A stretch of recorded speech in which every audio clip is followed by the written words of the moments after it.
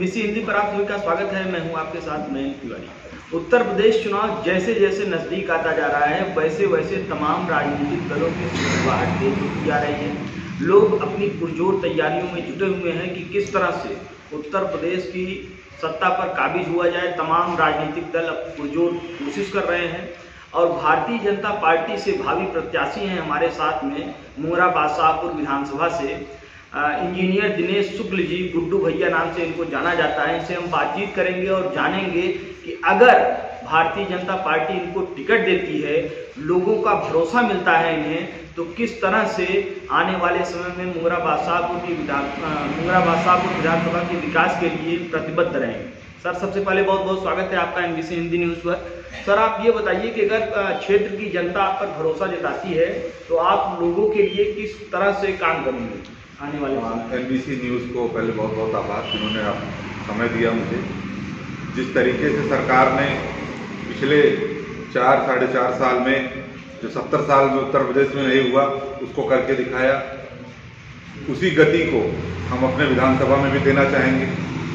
आप अभी हमारे विधानसभा की रोडों की स्थिति देखे होंगे। हमारी विधायिका जी हैं, लापता हैं। सांसद जी श्याम सिंह जी हैं, वो भी लापता हैं। जब हमारा क्षेत्र कोरोना से परेशान था तब भी दोनों हमारे नेता लापता थे। जो गति उत्तर प्रदेश में आज आप देखिए, जिस तरीके से एक्सप्रेसवे की लाइन लगी हुई है, अभी आप देखेंगे तो पूर्वांचल एक्सप्रेसवे है, बुंदेलखंड एक्सप्रेसवे है, गंगा एक्सप्रेसवे है, गोरखपुर जो है लिंक एक्सप्रेसवे है। सपा की सरकार ने एक एक्सप्रेसवे बनाया और उसके दम पे वो चुनाव लड़ने आए।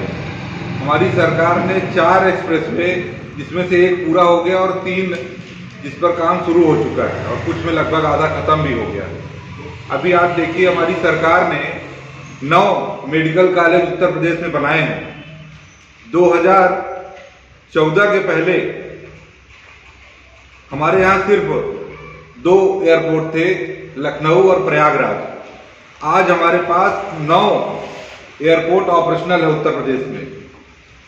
आप चाहे बात करें पावर प्लांट की, हमारे यहाँ पनकी एक्सटेंशन जो है कानपुर में पावर प्लांट 600 मेगावाट का हमारी सरकार ने 2018 में इसको शुरू कराया। हरदऊगंज एक्सटेंशन हुआ है, इसमें 660 मेगावाट का लगभग पावर प्लांट यहाँ पर है। इसके अलावा ओबरा का एक्सटेंशन हुआ है। साथ ही फिर भी 4.5 लाख सरकारी रोजगार हमारी सरकार ने उपलब्ध कराए हैं। यदि आप सपा बसपा सरकार का देखेंगे तो उन्होंने 1 लाख 1.5 लाख के ऊपर, उनका आंकड़ा 5 साल में पूरा नहीं हुआ है। तो विपक्ष पूरी तरह से खत्म है और इस समय विपक्ष अपना अस्तित्व तलाशने में जुटी हुई है उत्तर प्रदेश में। 2022 में जो आंधी आएगी, इसमें लगभग एक पार्टी तो पूरी तरह खत्म होने के कगार पे है, एक अपना थोड़ा बहुत अस्तित्व बचा पाएगी। सर, हमने तमाम लोगों से बातचीत की। मुंगरा बादशाहपुर विधानसभा की अलग अलग जगहों पर मैं गया, अलग अलग जगहों पर विजिट किया, अलग अलग लोगों से बातचीत की। उनका ये कहना है कि अगर दिनेश शुक्ल जी को बीजेपी टिकट देगी तो पूरी तरह से हम भारतीय जनता पार्टी को वोट करेंगे और दिनेश शुक्ल जी को जिताने के लिए पूरी तरह से प्रतिबद्ध रहेंगे। लोगों में इतनी लोकप्रियता आपकी कहाँ से बनी? देखिए, जनता जनार्दन है और मैं पहले उन्हें नतमस्तक प्रणाम करता हूँ। इतने कम समय में उन्होंने मुझे समझा, मेरे विचार, मेरे सिद्धांत को समर्थन किया। मेरे युवा साथी आज मेरे साथ कंधा से कंधा मिलाकर खड़े हैं और हम सब मिलकर सतहरिया में नए उद्योग धंधा स्थापित कराएंगे और अपने युवाओं का, अपने बहन बेटियों का, अपने भाइयों का सम्मान, जो आज हमारे परिवार के सदस्य महाराष्ट्र में जाकर, मुंबई में, दिल्ली में, सूरत में जाकर संघर्ष कर रहे हैं, उन सबको हम लोग वापस यहाँ पर रोजगार उपलब्ध कराकर उनको सम्मान सहित अपने घर लाएंगे और एक बड़ा अभियान शुरू करेंगे। क्योंकि हमारे मुंगरा बादशाहपुर से ही आप यदि चले जाएं तो हर गांव की आधी से ज्यादा जनसंख्या पलायन की शिकार है। बहुत सारे मकानों में ताले लग गए हैं और उन सभी लोगों को, हम लोगों को लाना, हमारी सांस्कृतिक धरोहर को बचाना, सामाजिक समन्वय बनाना, इन सब चीजों पर हम सबको आगे मिलकर काम करना होगा। इन सभी विचारों पर जनता ने मुझे हाथों हाथ लिया है, जिसका परिणाम है, जैसा कि आपने बताया, कि आज जनता बोल रही है कि हमें गुड्डू भैया का विधानसभा में नेतृत्व चाहिए ताकि हमारे क्षेत्र में भी वही सर्वांगीण विकास हो जो हमारी सरकार पूरे उत्तर प्रदेश में कर रही है। सर, एक चीज ये बताइए कि पलायन, जैसा कि आपने कहा कि पलायन हमको रोकना है, लोग यहाँ से पलायन करके महानगरों की तरफ पलायन करते हैं। तो किस अगर मान लीजिए आप विधायक बनते हैं, उत्तर प्रदेश में भारतीय जनता पार्टी की सरकार बनती है, तो अगर ये किस तरह की रणनीति रहेगी ग्रामीण क्षेत्र के लोगों को पलायन से रोका जा सके? क्या कोई बड़ा इन्वेस्टमेंट करने की तैयारी है आगामी सरकार में अगर भारतीय जनता पार्टी शासित होती है, या कुछ नए सिरे से कुछ करना चाहिए? बहुत अच्छा प्रश्न है आपका। पलायन के देखिए कुछ कारण हैं। पहला तो यह कि हमारे पास आज मूलभूत सुविधाएं जैसे सड़क का ना होना। सर एक चीज़ ये बताइए कि पलायन, जैसा कि आपने कहा कि पलायन हमको रोकना है, लोग यहाँ से पलायन करके महानगरों की तरफ पलायन करते हैं, तो किस अगर मान लीजिए आप विधायक बनते हैं, उत्तर प्रदेश में भारतीय जनता पार्टी की सरकार बनती है, तो अगर ये किस तरह की रणनीति रहेगी ग्रामीण क्षेत्र के लोगों को पलायन से रोका जा सके? क्या कोई बड़ा इन्वेस्टमेंट करने की तैयारी है आगामी सरकार में अगर भारतीय जनता पार्टी शासित होती है, या कुछ नए सिरे से कुछ करना चाहिए? बहुत अच्छा प्रश्न है आपका। पलायन के देखिए कुछ कारण हैं। पहला तो यह कि हमारे पास आज मूलभूत सुविधाएं जैसे सड़क का ना होना, हमारा विधानसभा में नेतृत्व न होने की वजह से सरकार ने अस्पताल के इंफ्रास्ट्रक्चर बहुत सारा खर्चा किया, परंतु यदि हमारा यहाँ नेतृत्व होता तो शायद और भी बेहतर स्थिति होती।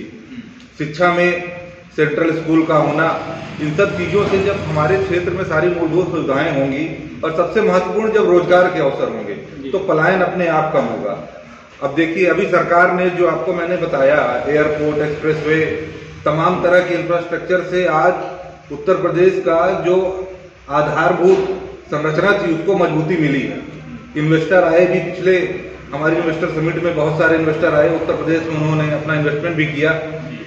जब मैं यहाँ से नेतृत्व करूंगा तो उन इन्वेस्टमेंट में से कुछ बड़े इन्वेस्टमेंट अपने सतहरिया में भी लेके आऊंगा, और इस तरीके से जब सतहरिया में इन्वेस्टमेंट आएगा तो अपने आप रोजगार की संभावनाएं पैदा होंगी। यानी सतहरिया को उस तर्ज पर आप विकसित करना चाहते हैं जिससे लोगों का पलायन रुक जाए। सुजानगंज या मुंगरा बादशाहपुर के लोग या इधर उधर के जो भी क्षेत्रीय विधानसभा से संबंध रखते हैं, सतहरिया बहुत ज़्यादा दूरी भी नहीं है, अपना वहाँ से कनेक्ट रहेंगे, तो उस तर्ज पर सतहरिया को आप जो है नोएडा के तर्ज पर या अन्य किसी महानगर की बात की जाए तो उस तर्ज पर विकसित करना चाहते हैं। बिल्कुल। पिछले 30 वर्षों में सन 89 नवंबर में सतहरिया की नींव रखी गई थी, और उसके बाद गुड़गांव, नोएडा जैसे शहर बने। तो यदि पिछले 30 वर्षों में जो हमारी क्षेत्रीय पार्टियां हैं, इन्होंने अपने को एक जाति का नेता बताया, एक जाति की पार्टी बताया, हमको जाति के नाम पर लड़ाया। जिस समय पूरे उत्तर प्रदेश और भारत में विकास हो रहा था, हम आपस में जाति के नाम पर लड़ रहे थे, और यही सच्चाई है। मैं मीडिया की डिबेट देखता हूं तो वहां भी यही चर्चा होती है कि वहां पर जाति आंकड़ा क्या होगा। देखिए, गरीबी जो है वो जात पात नहीं देखती, बेरोजगारी जो है वो जात पात नहीं देखती, ये सब की मूलभूत आवश्यकता है। अभी सतहरिया में आप देखिए 30 वर्षों में जो होना था वो नहीं हुआ है। इसका सबसे बड़ा कारण है दूसरी सरकारों में लॉ एंड ऑर्डर का फेल होना। अभी सतहरिया में आप देखिए 30 वर्षों में जो होना था वो नहीं हुआ है। इसका सबसे बड़ा कारण है दूसरी सरकारों में लॉ एंड ऑर्डर का फेल होना, व्यापारियों का उद्योग धंधे या उद्यमी बनने में उनको प्रोत्साहन न मिलना, उनका शोषण होना, अधिकारियों द्वारा उनको सहयोग न मिलना, इन सभी चीजों का कारण है कि आज सतहरिया की ये जर्जर स्थिति है। मैं सतहरिया में कई बार जाता रहता हूँ, हफ्ते में मेरा एक चक्कर लगता है, वहाँ उद्यमियों से भी मेरी चर्चा होती है। हमारी सरकार उनकी समस्याओं पर गंभीरता से काम कर रही है, परंतु जब तक हमारा विधायक सांसद नहीं होगा, उनके जो परेशानियां हैं, जो उनकी जरूरतें हैं, वो कैसे पूरी होंगी। सर, अगर देखा जाए तो पश्चिमी उत्तर प्रदेश का जितनी तेजी से विकास हुआ, उसके अगर कंपेयर किया जाए पूर्वी उत्तर प्रदेश और पश्चिमी उत्तर प्रदेश, तो कहीं न कहीं पश्चिमी उत्तर प्रदेश तो धीरे धीरे स्टेबलाइज हो गया पूरी तरह से, लेकिन पूर्वी उत्तर प्रदेश विकास से पूरी तरह से अछूता रहा। अगर देखा जाए तो कहीं न कहीं पश्चिमी उत्तर प्रदेश में जिस तरह के डेवलपमेंट के लिए जो कामकाज किए गए, पूर्वी उत्तर प्रदेश उन चीज़ों से जूझता है, तो उसके लिए क्या कुछ प्लानिंग है? अभी देखिए, हमारी सरकार ने पूर्वी उत्तर प्रदेश में जो एयरपोर्ट बने हैं उनमें से आप देखेंगे तो चाहे वो मिर्जापुर हो, प्रतापगढ़ हो, ये मेडिकल कॉलेज में बता रहा हूँ आपको, मिर्जापुर है, प्रतापगढ़ है, जौनपुर है, इन सभी जगह मेडिकल कॉलेज की स्थापना की है। हमारी सरकार बहुत गंभीर है, पूर्वांचल और पूर्वोत्तर क्षेत्र के विकास मेडिकल कॉलेज की सर अगर बात की जाए तो आप देखेंगे मेडिकल कॉलेज जौनपुर में मेडिकल कॉलेज के लिए काम जो चल रहा है, इसको लेकर मैं एक इंटरव्यू किया था जौनपुर के सांसद श्याम सिंह यादव जी से। उनका ये कहना था कि मेडिकल कॉलेज यहाँ तक आ चुका था और मुख्यमंत्री योगी आदित्यनाथ जी ने उसे रोक दिया। तो उनकी इस मेंटालिटी को आप किस तरह से देखते हैं? भारतीय जनता पार्टी विकास के कार्यों में पक्षपात नहीं करती है। ये उनके सरकार का इतिहास रहा है कि हर कार्य में उनका पक्षपात केवल यही कहना था कि यहाँ से हम बीएसपी से सांसद हैं, इस वजह से जो है इस क्षेत्र को द्वयम दर्जे का क्षेत्र समझा गया और भेदभाव किया गया। ऐसा नहीं है। हमारी सरकार कितनी संवेदनशील है। अभी 2 हफ्ते पहले ही मेरी पीडब्ल्यूडी राज्य मंत्री माननीय श्री चंद्रिका प्रसाद उपाध्याय जी से जब मैंने चर्चा की तो उन्होंने बोला कि सारे उत्तर प्रदेश की रोडें बन गई। मैंने बोला माननीय ऐसा नहीं है, हमारे विधानसभा में सड़कें नहीं है। तो उन्होंने बोला आज तक हमारे यहाँ पे आपके यहाँ का ना तो कोई विधायक और ना किसी सांसद ने उनसे जाकर के मिला या उनसे निवेदन किया कि फला सड़क के लिए आप पैरवी करें या इस पे जो है बजट कराएं। पीडब्ल्यूडी राज्य मंत्री माननीय श्री चंद्रिका प्रसाद उपाध्याय जी से जब मैंने चर्चा की तो उन्होंने बोला कि सारे उत्तर प्रदेश की रोडें बन गई। मैंने बोला माननीय ऐसा नहीं है, हमारे विधानसभा में सड़कें नहीं है।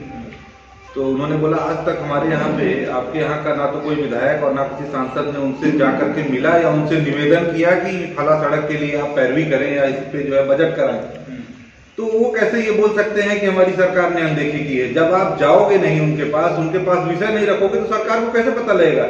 अभी मैं आपको सरकार की संवेदनशीलता बताता हूँ।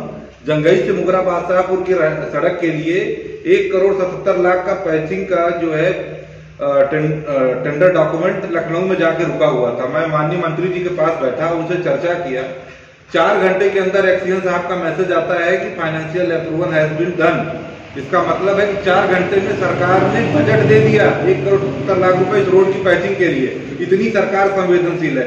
आप जाओगे नहीं और फिर आप सरकार को दोषी दोगे। आप दिखते ही नहीं है। माननीय सांसद जी ने अभी आप यहाँ पर हमारे साथ जो बैठे हैं जनता जनार्दन, आप इनसे पूछिए, आप फोटो दिखा के बोलिए कि ये कौन है। यदि कोई बता दे तो आप बताएं।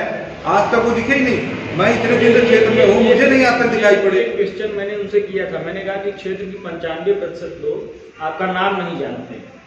मेरा बहुत चेहरा भी नहीं जी। क्षेत्र के 95% लोग आपका नाम नहीं जानते हैं। तो उन्होंने ये कहा कि ये आपकी सोच है और हमको कितने लोग जानते हैं, जिस तरह से हमारा बात व्यवहार है वो हम जानते हैं और वहाँ के लोग जानते हैं। और आप जो है किसी पार्टी की तरफ से सेट किए गए। हमने कहा कि देखिए ऐसा है कि आपको ऐसा लग रहा है, ऐसा कुछ है नहीं। उनका ये कहना था कि क्षेत्र के सभी लोग हमको जानते हैं, हम सबके बराबर टच में रहते हैं, सबके सुख दुख में सहभागी रहते हैं। तो वो तो इस तरह की चीजें बता रहे थे कि बिल्कुल वो क्षेत्र के लिए पूरी तरह समर्पित रहते हैं। जबकि रियलिटी क्या है वो तो मैं उसका भी मैं अवलोकन किया हूँ पूरी तरह से। दूरी उनकी रहती है, नोएडा में ही वो बराबर रहते हैं। नोएडा में उनका आवास है, सब सारी चीजें हैं, वहां पर ही वो बराबर रहते हैं। कभी कभार उनका इधर आना हुआ तो आना हुआ, नहीं तो दूरी बना कर रखते हैं। तो ये चीजें उन्होंने बोली और उन्होंने ये भी कहा कि आप किसी पार्टी की तरफ से सेट किए गए। हमने बहुत ज्यादा उसको अवॉइड कर दिया, लेकिन वाकई में इसमें कुछ न कुछ सच्चाई है। सपा बसपा की सरकार में मीडिया बंधुओं पर दबाव बनाकर उनसे पार्टी के प्रति पार्टी के विचारों को जबरदस्ती जनता के ऊपर थोपने का प्रयास किया जाता था। भारतीय जनता पार्टी एक स्वतंत्र और निष्पक्ष मीडिया के समर्थक है और वो किसी मीडिया पर कोई दबाव नहीं बनाती। मैं आपसे खुद निवेदन करता हूं कि आप क्षेत्रीय समस्याओं को उठाएं। और उन्होंने ये भी कहा कि आप किसी पार्टी की तरफ से सेट किए गए। हमने बहुत ज्यादा उसको अवॉइड कर दिया, लेकिन वाकई में इसमें कुछ न कुछ सच्चाई है। सपा बसपा की सरकार में मीडिया बंधुओं पर दबाव बनाकर उनसे पार्टी के प्रति पार्टी के विचारों को जबरदस्ती जनता के ऊपर थोपने का प्रयास किया जाता था। भारतीय जनता पार्टी एक स्वतंत्र और निष्पक्ष मीडिया के समर्थक है और वो किसी मीडिया पर कोई दबाव नहीं बनाती। मैं आपसे खुद निवेदन करता हूं कि आप क्षेत्रीय समस्याओं को उठाएं।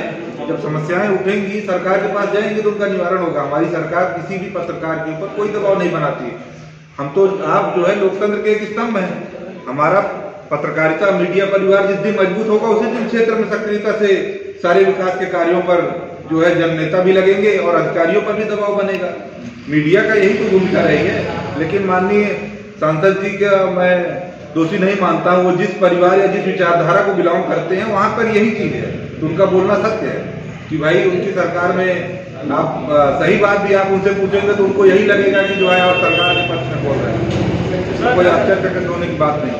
सर, अगर उत्तर प्रदेश में भारतीय जनता पार्टी सरकार बनाती है, आप विधायक बनते हैं, तो जो कहीं न कहीं अगर देखा जाए कि जमीन से जुड़ा हुआ जो आदमी है, जो बिल्कुल एकदम शून्य से जो शुरुआत कर रहा है, तो उसके लिए क्या कुछ आपकी प्लानिंग होगी कि बिल्कुल गरीब है, बिल्कुल कहीं न कहीं देखा जाए तो विकास की मुख्यधारा से बिल्कुल पूरी तरह से अछूता रह गया है, तो उसको उठाने के लिए, उसको और लोगों के साथ में उसको और लोगों के टच में लाया जा सके, विकास की मुख्य धारा से उसको जोड़ा जा सके, उसके लिए आप लोग किस तरह से काम करेंगे? हमारी सरकार का सबको पक्का मकान की जो योजना है, मैं कई जगह क्षेत्र में गया, पहले मुझे विधानसभा में नेतृत्व मिलने के बाद सबसे पहला काम यही होगा, पूरे विधानसभा में जितने कच्चे मकान हैं उन सब पर पक्की कॉलोनियों का निर्माण होना, ये मेरा प्रथम संकल्प है मेरे विधानसभा के लिए। इस वर्ष भी हमारे विधानसभा में 2 बड़ी घटनाएं हुई हैं। मधुपुर के पास एक परिवार में 3 लोगों को कच्चा मकान गिरने की वजह से उनकी दुखद घटना हुई, एक मतरी के पास हुई है। ये घटना भविष्य में ना हो उसके लिए पक्का मकान बगैर भेदभाव के निष्पक्ष, कहीं पर हमने देखा है कि प्रधान बंधुओं में आपस में वोट ना देना, ऐसी छोटी छोटी विषयों को लेकर वो जो सुविधा सरकार की गरीबों की हक की है उसमें भी वो भेदभाव करते हैं, परंतु इसमें मैं खुद संज्ञान लूंगा और जो भी उसके लाभार्थी हैं उनके पास तक ये योजना पहुंचे और मैं इसको सुनिश्चित करूंगा। इन सभी विषयों पर मैं चौपाल लगाऊंगा, बैंकों के साथ इनके साथ बैठूंगा और उन लोगों की जो भी समस्याएं हैं उनको दूर कराकर उनके लिए रोजगार के अवसर पैदा कराना। आप देखिए हमारे हर किसान के पास, कितना भी गरीब किसान हो, उसके पास 1-2 बीसा 4 बीसा जमीन है। यदि हमारे यहाँ एक नेशनल डेयरी की स्थापना हो जाए मुगराबाद साहबपुर विधानसभा में, इससे कितने लाभ होंगे। सबसे पहला, जो हमारे बंबई दिल्ली में जाकर युवा 10,000 15,000 के लिए संघर्ष कर रहे हैं, सब्जी बेच रहे हैं, रिक्शा चला रहे हैं, वॉचमैनी का काम कर रहे हैं, पान की दुकान चला रहे हैं, दूध बेच रहे हैं, कपड़ा प्रेस कर रहे हैं, इन सभी लोगों के लिए सरकार से ऋण दिलाकर इनको पशुधन उपलब्ध कराऊंगा। एक नेशनल डेयरी बनेगी, ये घर पर बैठकर 10 से 15,000 20,000 रुपए का दूध बेचकर ससम्मान अपने माँ बाप के साथ अपने विधानसभा में रहें। ये सबसे बड़ी योजना होगी और ये सबसे ज्यादा रोजगार के अवसर तुरंत पैदा करके देगी। हर किसान के पास 2 बीसा जमीन है, वो घास अपनी लगाएगा, जानवरों को काट के खिलाएगा। इससे कितने लाभ होंगे। पहला, आपको रोजगार के अवसर मिलेंगे। दूसरा, हमारी जो आज चुट्टा जानवर की समस्या है, हमारे किसान भाई रात भर रखवाते हैं, जब डेयरियां खुलेगी उनका पशुधन के प्रति फिर से प्रेम जागेगा, वो फिर से जो है जानवरों को अपने घर बांधेंगे तो दूसरी समस्या से निदान होगा। तीसरा, आज जो हम लोग डाई यूरिया और कीटनाशक का जिस तरीके से उपयोग कर रहे हैं, आज आप जाके गांव में देखें कि स्वच्छ पेयजल भी हमारे पीने के लिए नहीं है, कई घर में आरओ लग गए हैं। तो हमारी जो गोबर की खाद है उसको वापस से हम इस्तेमाल करेंगे, ताकि हमारी जो जमीन की जो ताकत है और उसकी गुणवत्ता है, आप देखेंगे आज के डेट पे यदि चावल का 40 रुपए किलो यदि रासायनिक खाद से पैदा किया हुआ चावल है, तो यदि आप वो जैविक खाद से पैदा होता है तो उसकी कीमत 60 रुपए होती है। तो मैं आने वाले समय में जैविक खाद का प्रोत्साहन करूंगा और अपने किसान भाइयों के लिए चौपाल लगाऊंगा, और जब ये हमारी डेयरी खुलेगी तो इसका लाभ हमारे भारत माता की किसानों को भी होगा, पशुधन को भी होगा, और तमाम तरीके से जो है डेयरी उद्योग बढ़ेगा तो घी का व्यवसाय होगा, दही का व्यवसाय होगा, पाउडर बनेगा, तो एक अच्छी खासी रोजगार की संभावना हमारे विधानसभा में पैदा होगी। इन सभी विषयों पर हमें एक साथ एकत्रित होकर लगना होगा।